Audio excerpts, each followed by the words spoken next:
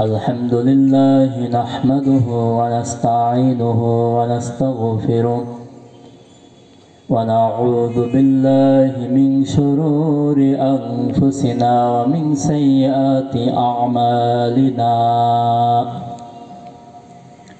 من يهده الله فلا مضل له ومن يضلله فلا هادي له ونشهد أن لا إله إلا الله وحده لا شريك له ونشهد أن سيدنا ومولانا محمدا عبده ورسوله الذي أرسله بالحق بشيرا ونذيرا وداعيا إلى الله بإذنه وسراجا منيرا فقد قال الله تعالى في كلامه المجيد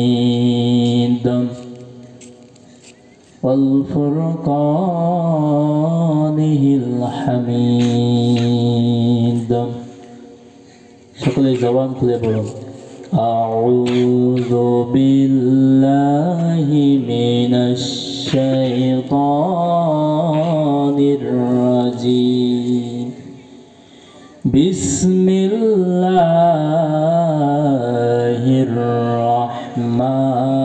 الرحمن الرحيم يا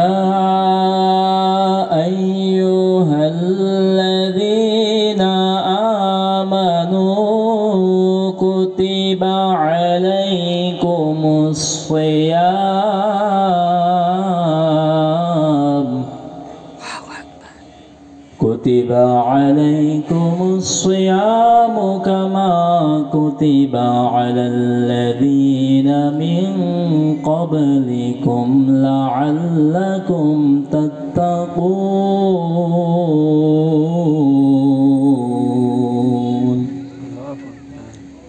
وقال تعالى في شان رسوله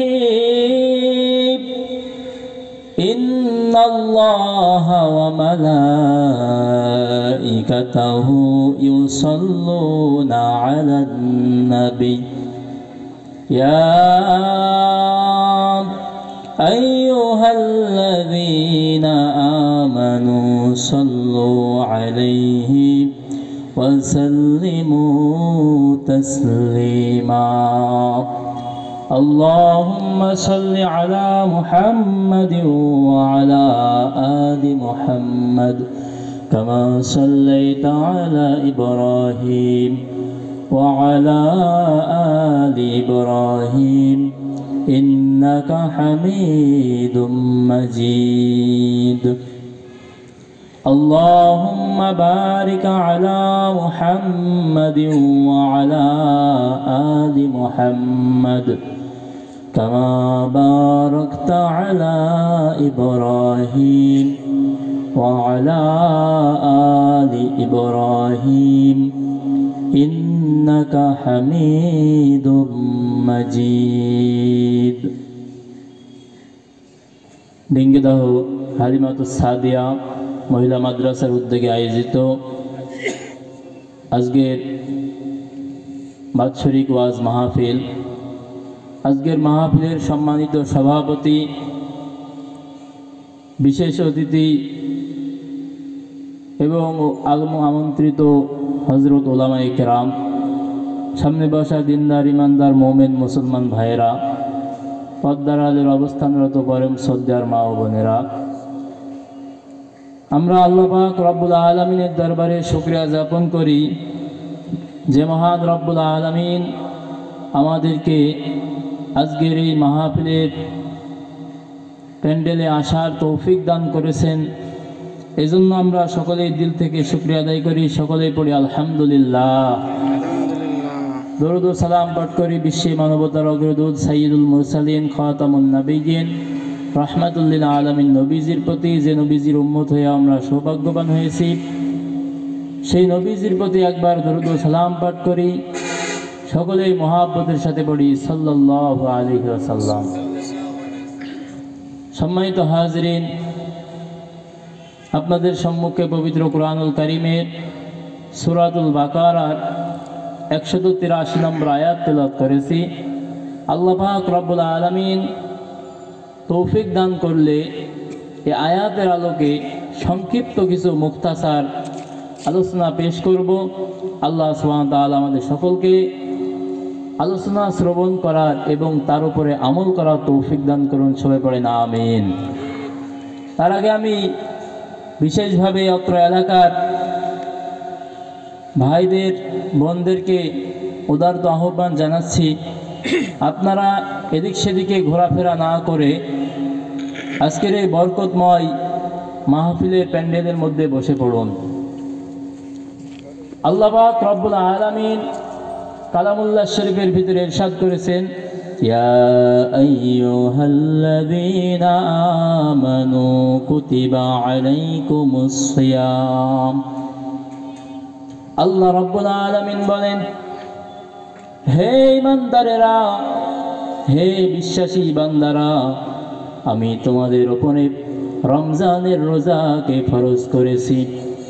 কামা কুতিবা আলাল্লাযীনা মিন ক্বাবলিকুম, যেমন করে আমি আল্লাহ রব্বুল আলামিন তোমাদের পূর্ববর্তী যে সমস্ত উম্মত ছিল তাদের উপরে রোজাকে ফরজ করেছিলাম, তেমন করে তোমাদের উপরে রোজাকে ফরজ করা হলো। কেন রোজাকে ফরজ করেছে আল্লাহ? তার পরবর্তী অংশে আল্লাহ রাব্বুল আলামিন বলেন, লাআল্লাকুম তাত্তাকুন, যাতে করে তোমরা মুত্তাকি হয়ে যেতে পারো। এই জন্য আমি আল্লাহ রাব্বুল আলামিন রোজাকে তোমাদের উপরে ফরজ করেছি। রোজাকে কেন ফরজ করেছেন? যাতে করে আমরা মুত্তাকি হতে পারি, তাকওয়াবান হতে পারি। এজন্য আল্লাহ আমাদেরকে রোজা ফরজ করে দিয়েছে। তো এই রোজা যদি আমরা সঠিকভাবে আদায় করি, রোজার হক যদি আমরা আদায় করি, অবশ্যই এই রোজা আমাদের কার্যকর হবে এবং তাকওয়া অবলম্বন করতে সহায়তা করবে। আমাদের রোজা, আমরা অনেকে রোজা রাখি, কিন্তু রোজা রাখার পরেও দেখা যায় তাকওয়ার কোনো লেশ মাত্র আমাদের ভিতরে নাই। রোজা হচ্ছে একটা ফরজ। রোজা কি বলেন? একটা ফরজ। এখন আমাদের অবস্থা হচ্ছে আমরা এক ফরজ আদায় করতে যাই, 3 ফরজ ছেড়ে দিই। যেমন রমজান মাসে আমরা যারা রোজা রাখবো, তাদের অনেকে এমন আছেন যারা সেহরি খাওয়ার জন্য ফজরে উঠবেন, উঠে তারা সেহরি খাবেন, সেহরি খেয়ে ফজরের নামাজ না পড়ে তারা ঘুমিয়ে পড়বে। তো এইরকমভাবে যদি আমরা রোজা পালন করি, তাহলে এই রোজা আমাদের তাকওয়া অবলম্বনে সহায়তা করবে না। এরপরে অনেক মানুষ আছেন ইফতারি সামগ্রী রেডি করার জন্য, কেনাকাটা করার জন্য আসরের নামাজকে ছেড়ে দেয়। অনেকেই কাজের ব্যস্ততায় শরীরের ক্লান্তি লাগার কারণে জোহরের নামাজকে ছেড়ে দেয়। অনেকেই সারাদিন রোজা রাখার পরে ইফতার করে শরীর ভালো লাগে না, যার কারণে এশার নামাজকে আদায় করে না, তারাবি নামাজ আদায় করে না। তো এই যে এই সমস্ত কারণে কিন্তু আমাদের রোজায় আমাদের কোনো ফায়দা দেয় না, আমাদের কোনো লাভ হয় না।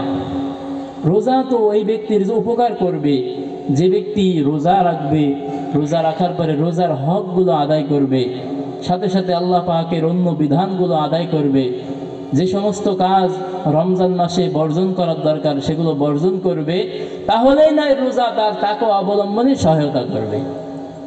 হাদিসের ভিতরে আসছে, আল্লাহ রসুল সাল্লাল্লাহু আলাইহি সাল্লাম বলেন, যে ব্যক্তি রোজা রাখলো, রোজা রাখার পরে 2টা অভ্যাস পরিহার করলো না। কয়টা অভ্যাস? দুইটা অভ্যাস পরিহার করলো না, তার রোজা তাকে সারাদিন ক্ষুধার্ত রাখা ছাড়া কোনো উপকার তার করল না। অর্থাৎ তার ওই রোজা আল্লাহ পাকের কোনো প্রয়োজন নাই। দুইটি কাজ কি? একটা হচ্ছে মিথ্যা বলা। একটা কি বলা? মিথ্যা বলা। রোজা রেখে মিথ্যা কথা বলা। রোজা রেখে যদি কোনো ব্যক্তি মিথ্যা কথা বলে তাহলে এই ব্যক্তির রোজা আল্লাহর কোনো প্রয়োজন নাই। আরেকটা হচ্ছে মিথ্যা আচরণ না ছাড়া।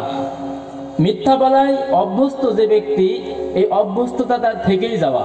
মিথ্যা বলা এবং মিথ্যার অভ্যাস না ছাড়া, এই দুইটা যদি কোনো খাসলত, কোনো ব্যক্তির ভিতরে এই দুইটা অভ্যাস থেকে থাকে তাহলে ওই ব্যক্তির রোজা আল্লাহ রাব্বুল আলামিনের কাছে কোনো কল্যাণ বয়ে আনবে না। আল্লাহর কোনো হাজত এই ব্যক্তির রোজা আল্লাহর কোনো প্রয়োজন লাগবে না। অর্থাৎ এই ব্যক্তির সারাদিন শুধু ক্ষুধার্ত থাকা ছাড়া কিছুই হবে না। তাহলে ভাইয়ারা আমার, রোজা রেখে আমরা দুইটা অভ্যাস পরিহার করবো তো ইনশাল্লাহ। একটা হচ্ছে মিথ্যা না বলা, দুই নম্বর মিথ্যায় যে অভ্যস্ত ব্যক্তি অভ্যাসকে ছেড়ে দেওয়া। আমরা ইনশাল্লাহ আমলটা করার জন্য চেষ্টা করবো ইনশাল্লাহ। এই রমাদান মাসে আল্লাহ রাব্বুল আলামিন এত পরিমাণ বারাকাত আমাদের নাজিল করেছেন। আল্লাহ রসুল সাল্লাল্লাহু আলাইহি সাল্লাম হাদিসের ভিতরে বলছেন, যখন রমজানের প্রথম রাত আসে তখন আল্লাহ রাব্বুল আলামিন মানুষের চিরশত্রু আজাজিল ফেরেশতা, অর্থাৎ শয়তান আর কি, ফেরেশতাদের লিডার ছিল, তখন তার নাম ছিল আজাজিল ফেরেশতা। কিন্তু যখন সে আল্লাহ রাব্বুল আলামিনের হুকুমকে অমান্য করেছে তখন সে হয়ে গেছে শয়তান, অবাধ্য। তো এই অবাধ্য শয়তানকে আল্লাহ রাব্বুল আলামিন রমজানের প্রথম রাত্রে আটক করে ফেলেন। বলেন সুবহানাল্লাহ। বড় শয়তানকে আল্লাহ রাব্বুল আলামিন আটকিয়ে ফেলেন, যার কারণে অনেক বড় বড় গুনাহ থেকে মুমিন ইমানদার বান্দারা বেঁচে থাকে। তারপরও বলবেন যে রোজা রেখেও তো অনেক মানুষ গুনার কাজ করে, খারাপ কাজ করে। এর একটা কারণ হচ্ছে শয়তানের যে মেন লিডার তাকে বন্দী করা হয়, কিন্তু শয়তানের যে চেলাচুলো যারা আছে এদেরকে কিন্তু বন্দী করা হয় না। আরেকটা জিনিস হচ্ছে শয়তান সারা বছর যাদের পিছনে লেগে থাকে, যারা নামাজ পড়ে না, যারা আল্লাহর হুকুম মানে না, সারা বছরই যারা মানে না, এই যে না মানার কারণে শয়তান তাদেরকে বশ করে ফেলে। শয়তান তাদেরকে বশ করার কারণে রমজান মাসে যদিও শয়তান তাদেরকে ধোঁকা দেয় না, কিন্তু সারা বছর তাদেরকে যে ধোঁকা দিয়ে তাদেরকে যে তার জালে আটক করেছে, এই ধোঁকার প্রভাব রমজান মাসেও তাদের উপরে পড়ে। বিধায় কিছু মানুষ গুনার কাজ রমজান মাসেও করে। কথা বুঝেছেন তো? রোজার মাসে মানুষ কেন গুনাহ করে? তো প্রশ্ন তার থাকতেই পারে, শয়তানকে যখন বন্দী করা হয়েছে তাহলে মানুষ তার গুনাহ করবে না। এই গুনাহ করার কারণটা কি সবাই বুঝেছেন? বুঝেছেন তো সবাই ইনশাআল্লাহ? এই কারণে মানুষ গুনাহ করে। সম্মানিত হাজরিন, তাহলে আরো এই রমজানের আরেকটা ফজিলত হচ্ছে, আল্লাহ রসুল বলেন এই রমাদানের প্রত্যেক রাত্রে আল্লাহ রাব্বুল আলামিন অসংখ্য অগণিত মানুষকে জাহান্নাম থেকে মুক্তি দিয়ে জান্নাতে দিয়ে দেন। বলেন সুবহানাল্লাহ। আল্লাহর নবী সাল্লাল্লাহু আলাইহি ওয়াসাল্লাম বলেন, জান্নাতের ভিতরে একটা দরজা আছে, যেই দরজাকে রায়্যান বলা হয়। কি বলা হয়? রায়্যান বলা হয়। এই দরজা দিয়ে একমাত্র ওই সমস্ত বান্দারা প্রবেশ করে যে সমস্ত বান্দারা রমজানের রোজা পালন করে। কি পালন করে? যারা রমজানের রোজা পালন করে, যারা রোজা রাখে, তাদেরকে আল্লাহ রাব্বুল আলামিন স্পেশালি একটা বিশেষ দরজা দিয়া জান্নাতের মধ্যে প্রবেশ করান। যখন রোজাদার বান্দারা জান্নাতের মধ্যে প্রবেশ করবেন তখন আল্লাহ রাব্বুল আলামিন এর রায়্যান নামক জান্নাতের দরজাকে বন্ধ করে দেন। রোজাদার প্রবেশ করা হয়ে গেছে, ব্যাস এই দরজা অফ। এই দরজা কি অফ করে দেওয়া হবে। এত ফজিলত দেওয়া হয়েছে। عن أبي هريرة رضي الله تعالى عنه قال قال رسول الله صلى الله عليه وسلم মান সামা রমাদানা ঈমানাও ওয়া ইহতিসাবান গুফিরা লাহু মা তাকাদ্দামা মিন যামবি। হযরত আবু হুরায়রা থেকে বর্ণিত, আল্লাহর নবী সাল্লাল্লাহু আলাইহি ওয়াসাল্লাম বলেন, যে ব্যক্তি রমাদান মাসের রোজা রাখবে, আল্লাহ রাব্বুল আলামিন এই ব্যক্তির পিছনের সমস্ত গুনাহকে মাফ করে দিবেন। জোরে বলেন সুবহানাল্লাহ। এরপরে আল্লাহর রাসূল বলেন, ওয়ামান কামা রমাদানা ঈমানাও ওয়া ইহতিসাবান গুফিরা লাহু মা তাকাদ্দামা মিন যামবিহি। যে ব্যক্তি রমজানের রোজা রাখবে এবং রমজান মাসে আল্লাহর ইবাদত বন্দেগী করবে, এই ব্যক্তির পিছনের সমস্ত গুনাহকে আল্লাহ রাব্বুল আলামিন ক্ষমা করে দিবেন। সুবহানাল্লাহ। এরপরে আল্লাহর নবী বলেন, ওমান কামা লাইলাতুল কদরি ঈমানাও ওয়া ইহতিসাবান গুফিরা লাহু মা তাকাদ্দামা মিন যামবি। যে ব্যক্তি লাইলাতুল কদরের রাত্রে দাঁড়ায় দাঁড়ায় আল্লাহর ইবাদত বন্দেগী করবে, আল্লাহর তাসবিহাত করবে, এই ব্যক্তিরও পিছনের সমস্ত গুনাহ আমার আল্লাহ রাব্বুল আলামিন ক্ষমা করে দিবেন। তাহলে এই ক্ষমা কি নেওয়া যাবে ইনশাআল্লাহ? ইনশাআল্লাহ। দেখেন, তিনটা ফজিলত আল্লাহ রাসূল বলছেন। প্রথমে যে ব্যক্তি রোজা রাখবে এবং রমজানে ইবাদত করবে এবং লাইলাতুল কদর, আমরা সবে কদর বলে যে রাতটাকে চিনি, এই রাত্রে যারা ইবাদত বন্দেগী করবে, আল্লাহ রাব্বুল আলামিন তাদের সমস্ত গুনাহ খাতাকে মাফ করে দেবেন। বলেন সুবহানাল্লাহ। রমজানের শেষ দশকে বিজোড় রাত্রিগুলিতে হাদিসের ভিতরে আসছে যে তোমরা এই বিজোড় রাতগুলিকে সবে কদর তালাশ করো। 21, 23, 25, 27, 29 এই 5টা রাত্রে যে কোনো একটা রাত্রে ইনশাআল্লাহ সবে কদর হবে। কিন্তু আমাদের দেশে একটা ভুল প্রচলন হয়ে গিয়েছে, সেটা হচ্ছে আমাদের দেশের মানুষ তারা 27 রমজানেই সবাই নামাজ কালাম করে, 27-এর রাত্রে যেটাকে আমরা বলি, এই রাত্রি থেকেই সবাই মনে করে যে আজকে সবে কদর, তাই সবাই ইবাদত বন্দেগী করে। বাকি যে বেজোড়গুলো দিনগুলো আছে এগুলো কিন্তু আর কেউ আমরা ইবাদত করি না। তো প্রিয় ভাইয়ারা আমার, পর্দাদের মা বোনেরা, আপনারা খেয়াল রাখবেন 21, 23, 25, 27, 29 এই বিজোড় রাত্রিগুলিকে ইবাদতে কাটানোর জন্য ইনশাআল্লাহ। পারবেন তো ইনশাআল্লাহ? ইনশাআল্লাহ। তাহলে পুরা রমাদানটা আমাদের আমলের ভিতরে নিয়ে আসতে হবে, আমলের ভিতরে কাটানো। আর এই রমজান মাসে বেশি বেশি কোরআনে পাকের তেলাওয়াত করা। কিসের তেলাওয়াত করা? কোরআনে পাকের তেলাওয়াত করা। কারণ হচ্ছে আল্লাহ রাব্বুল আলামিন এই রমজান মাসে কোরআনকে অবতীর্ণ করেছেন। বলেন সুবহানাল্লাহ। আল্লাহ রাব্বুল আলামিন বলেন, ইন্না আনজালনাহু ফি লাইলাতিল কদর ওয়া মা আদরাকা মা লাইলাতুল কদর লাইলাতুল কদরি খায়রুম মিন আলফি শাহর। আল্লাহ রাব্বুল আলামিন বলেন, নিশ্চয় আমি এই কোরআনকে আনজালনাহু, তাকে আয় কোরআন, অর্থাৎ আল্লাহ রাব্বুল আলামিন এই কোরআনকে কদরের রাত্রে নাজিল করেছেন। তারপরে আয়াতে আল্লাহ রাব্বুল আলামিন নবীজিকে বলছেন, নবী আপনি কি জানেন কদর কি জিনিস? ওয়া মা আদরাকা মা লাইলাতুল কদর, আপনি কি জানেন কদরের রাত্রি কি?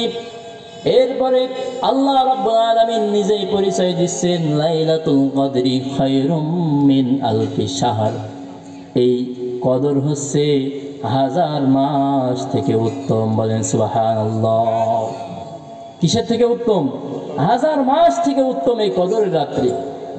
অন্যত্র আল্লাহ বলেন, শাহরু রমাদান আল্লাযী উনজিলা ফীহিল কুরআন হুদাল লিন-নাসি ওয়া বাইয়িনাতিম মিনাল হুদা ওয়াল ফুরকান।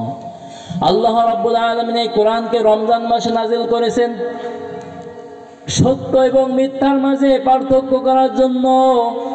এবং মানুষকে হেদায়েতের জন্য আল্লাহ রাব্বুল আলামিন এই কোরআনকে নাযিল করেছেন। ফামান শাহিদা মিনকুমুশ শাহরা ফালইয়াসুম,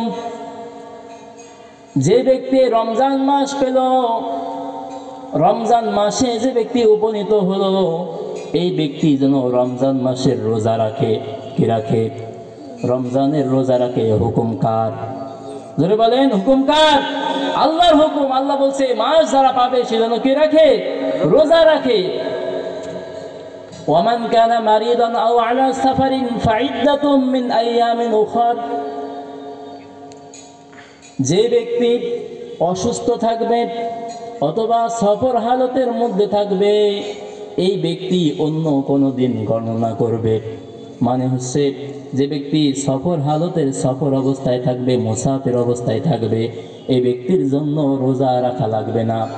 পরবর্তীতে রমজানের পরে বা অন্য কোনো সময়ে রোজা আদায় করবে। এমনইভাবে যে ব্যক্তি অসুস্থ আছে, পীড়িত আছে, এই ব্যক্তিও রমজানের সময় তার শরীর শারীরিক অসুস্থতার কারণে যদি রমজানের রোজা রাখতে না পারে, তার কোনো দোষ হবে না, কোনো গুনাহ হবে না। এই বলছে আল্লাহ বলছেন যে অন্য কোনো দিনে এরা গণনা করবে। ফাইদ্দাতুম মিন আইয়ামিন উখর, অর্থাৎ অন্য কোনো দিনে তারা গণনা করবে, মানে অন্য কোনো দিনে রোজা রাখবে। ইউরিদুল্লাহু বিকুমুল ইসরা ওয়ালা ইউরিদু বিকুমুল উসরা, বলেন সুবহানাল্লাহ। আল্লাহ বলছেন বান্দা আমি তোমাদের জন্য সহজ যেটা সেটাই চাই। আল্লাহ কি চাই? সহজ চাই। ওয়ালা ইউরিদু বিকুমুল উসরা, আল্লাহ রাব্বুল আলামিন যেটা বান্দার জন্য কষ্টকর হবে এটা আল্লাহ চায় না। কারণ হচ্ছে যদি আল্লাহ কঠোরতা করতেন, অসুস্থ ব্যক্তির রোজা রাখাই লাগবে, তাহলে বান্দার কষ্ট হতো কিনা? বান্দার কষ্ট হতো। আবার যারা সফর করেন, অনেক পথ জার্নি করেন, তাদের জন্য যদি আল্লাহ বাধ্যতামূলক করতেন যে রোজা রাখাই লাগবে, এটা তাদের জন্য কষ্ট হইতো কিনা? কষ্ট হতো। এই জন্য আল্লাহ বলছে আল্লাহ তোমাদের জন্য সহজ চাই, কঠিন চাই না। কিন্তু আমরা নিজেরা কঠিন বানাই। আমরা নিজেরা কি করি? নিজেরা আমরা নিজেদের উপরে কঠিন করে নিই, আল্লাহ আমাদের উপরে সহজ করেন। আল্লাহ আমাদেরকে সুযোগ দিচ্ছেন, কিন্তু সে সুযোগ কিন্তু আমরা নিচ্ছি না। রমজান মাস আসলে আমাদের দেশের কিছু বেহায়া মুসলমান, কি মুসলমান? বেহায়া মুসলমান। এরা দেখবেন দোকানে খাবার তো মনে করেন যে এমনি ওপেনই খাইতে পারে না, এরা খাওয়ার জন্য আবার দোকানগুলোকে চারিপাশে কাপড় দিয়ে ঘিরে খায়। কি করে খায়? কাপড় দিয়ে ঘিরে খায়। এত বড় এরা বেহায়া। এরপরে পরে আবার বুক ফুলিয়ে বলবে আমরা হচ্ছে মুসলমান। আমরা কি? কেমন মুসলমান তুমি, কেমন মুসলমান, কেমন মুসলমান তুমি, কেমন মুসলমান, নামাজের সাথে নাই পরিচয় মানো না কোরআন, নামাজের সাথে নাই পরিচয় মানো না কোরআন, তুমি কেমন মুসলমান, কেমন মুসলমান তুমি, কেমন মুসলমান। দিনকে আধার বানায়। দিনকে কি বানায়? আধার বানায়। রমজানের দিনগুলো তারা অবহেলায় নষ্ট করে দেয়। আল্লাহ রসুল হাদিসের ভিতরে বলছেন যারা রমজান মাস পাইল অথচ তারা তাদের গুনাহ খাতাকে মাফ করাইতে পারলো না, এই সমস্ত ব্যক্তি ধ্বংস হোক। আমি রসুল বললাম আমিন। এরা ধ্বংস হয়ে যাক। কে বলছেন আমিন? আল্লাহ রসুল বলছেন, জিব্রাইল তো বলছেন, দোয়া তিনটা বলছেন। আর তখন আল্লাহ রসুল তার সমর্থন করে বলছে যারা রমজান মাসে রোজা রাখবে না এরা ধ্বংস হোক। রসুল বলেছেন আমিন। তাহলে রমজানের রোজার কত গুরুত্ব, তা আমাদের বান্দার কাছে গুরুত্ব অনেকটাই কম হয়ে গিয়েছে। প্রিয় ভাইরা, মা বোনেরা, রমজানের এই রোজাকে কেউ অকারণে নষ্ট করবেন না। রোজা হচ্ছে মানুষকে জাহান্নাম থেকে বাঁচানোর একটা ঢাল। কি বলেন? ঢাল। আল্লাহর নবী সাল্লাল্লাহু আলাইহি ওয়াসাল্লাম বলেন আসিয়ামু জান্নাহ, রোজা হচ্ছে ঢাল। রোজা কি ঢাল? ইস্তাজিন্নু বিহাল আব্দু মিনান নার, এই রোজা হচ্ছে তার বান্দাকে জাহান্নাম থেকে বাঁচানোর জন্য সীসা ঢালা প্রাচীরের মতো কাজ করবে। তাহলে আমরা যদি রোজা রাখি জাহান্নামের আগুন থেকে বাঁচার একটা ঢাল আমরা তৈরি করতে পারবো। আর যদি আমরা রোজা না রাখি তাহলে আমাদের কোনো ঢাল থাকবে না, অটোমেটিকলি আমরা জাহান্নামের ভিতরে ঢুকে যাব, জাহান্নাম আমাদেরকে গ্রাস করে ফেলবে। এই জন্য আমরা রোজা কেউ নষ্ট করব না। রমজান মাসের রোজা যখন হবে, আল্লাহ রসুল সাল্লাল্লাহু আলাইহি সাল্লাম বলছেন, যদি কোনো রোজাদার ব্যক্তি অপর কোনো রোজাদার ব্যক্তির ইফতারি করায়, তাহলে যে ব্যক্তি ইফতারি করাবে, যাকে ইফতারি করানো হবে, এই ব্যক্তি রোজাদারের সমপরিমাণ সওয়াব লাভ করবে। সুবহানাল্লাহ। এবং আল্লাহ রসুল বলছেন যে যে ইফতার করালো আর যে ইফতার করলো, এই দুই ব্যক্তি, যে ইফতার করানোওয়ালা এর আর যে ইফতার খাচ্ছে, এই ব্যক্তির ভিতরে কারোর সওয়াবকে কমানো হবে না। হয়তো এমন হতে পারে, অনেকে মনে করতে পারেন যে ওই ব্যক্তি হয়তো আমাকে ইফতারি করাচ্ছে, এই কারণে হয়তো আল্লাহ আমার আমল নামা থেকে কিছু আবার ওই ইফতারি করানোওয়ালা ভাইকে দিয়ে দেবেন।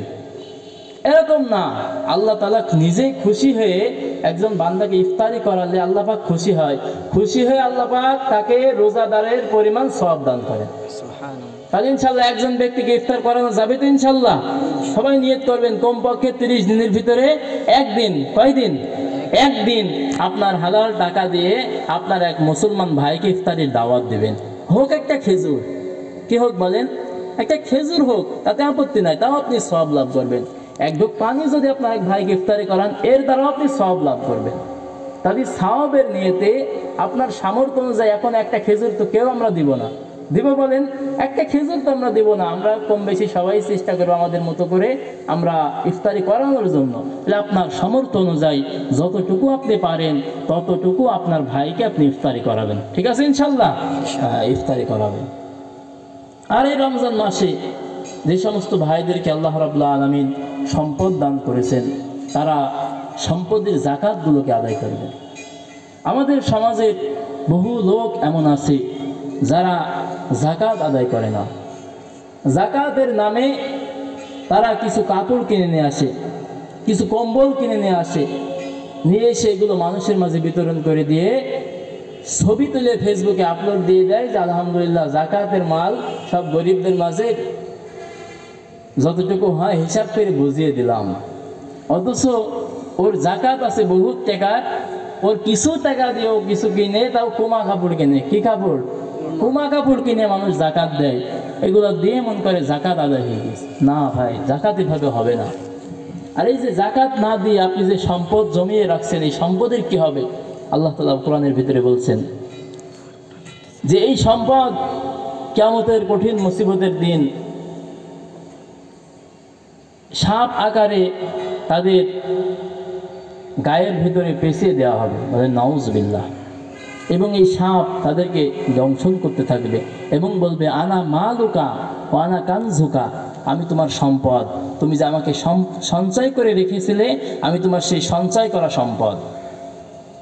লাহু যাবিবাতানে,